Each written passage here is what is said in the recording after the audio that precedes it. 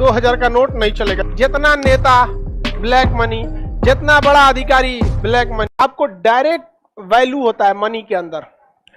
Money के अंदर क्या होता है? वैल्यू। अभी आपको ये समझे में नहीं आएगा। और करेंसी के अंदर जो होता है no value, no internal value. देखिए ये इसके पास भी वैल्यू होता है बट एक लिमिटेड होता है।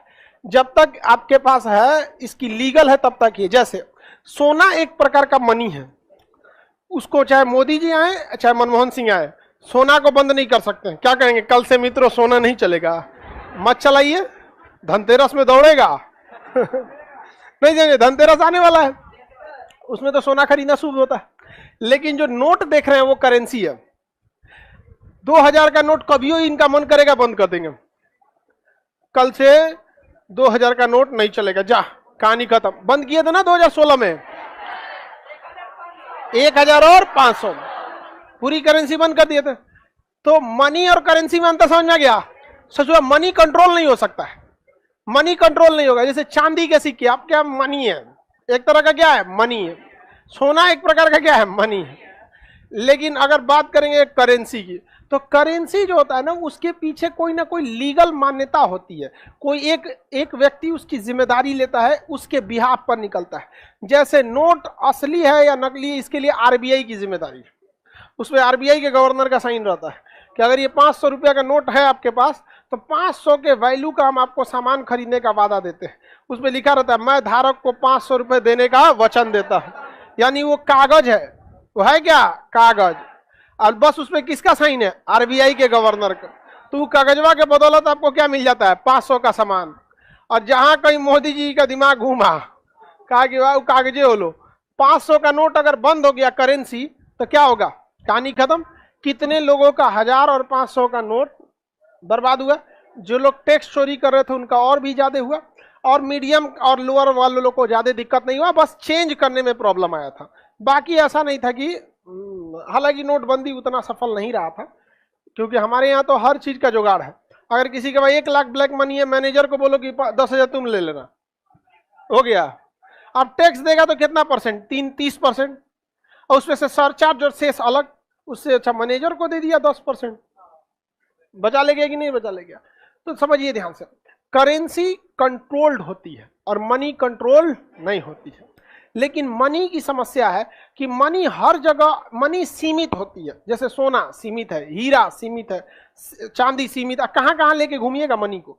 तो आपको मजबूरी में मनी के बदले क्या लेना पड़ता है? करेंसी। मनी के बदले करेंसी। रुपया जो है वो मनी है कि करेंसी है? करेंसी है। अब ये मन बदलेगा, बदल देंगे लोग। हालांकि ऐसा नहीं है, पागलपन नहीं होता है, कुछ सोच समझ के बदलते हैं लोग। तो करेंसी भी 2 टाइप की होती है। करेंसी में सबसे बड़ा का खराबी यही होता है कि ये 100% क्या होती है? कंट्रोल्ड होती है। क्या होती है? कंट्रोल्ड होती है। बताइए हमारी करेंसी को कौन कंट्रोल करता है? आरबीआई। बदलने वगैरह का निर्णय तो लेते हैं प्रधानमंत्री, लेकिन कंट्रोल कौन करता है? आरबीआई। अभी एक मंदी आने वाला है, ब्लैक स्वान। भारत पे कोई फर्क नहीं पड़ेगा।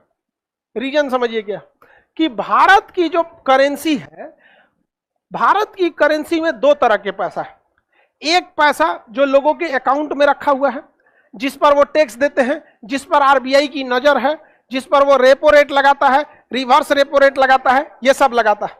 एक ऐसा पैसा है जो लोग अकाउंट में नहीं रखते, ब्लैक मनी।